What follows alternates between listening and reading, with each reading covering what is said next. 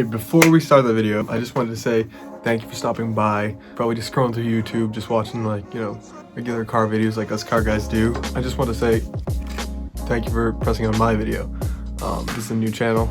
If you're watching this video, it's like one of my first few videos that I'm actually making for this channel. And if that's the case and you clicked on this video, I just want to ask you to do one thing for me. Leave something in the comments, letting me know how I did, letting me know what you think I could do better.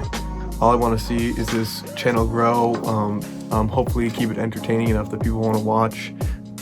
So if you're seeing this video, thank you for watching. I'm going to do my best to, keep stuff coming as more and more projects come my way.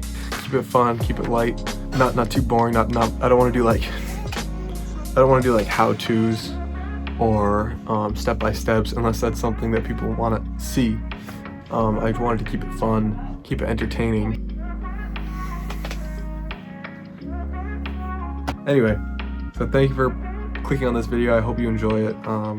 If you're interested, leave a comment, ask me anything. Follow my Instagram, follow my Facebook, check out my website too. They're all linked in my YouTube and they'll be linked in the description. Let's get to the video real quick. We're gonna take apart this T4. I'll put in that reverse idling gear and then hopefully the Jeep will be able to get put back together, the CJ7.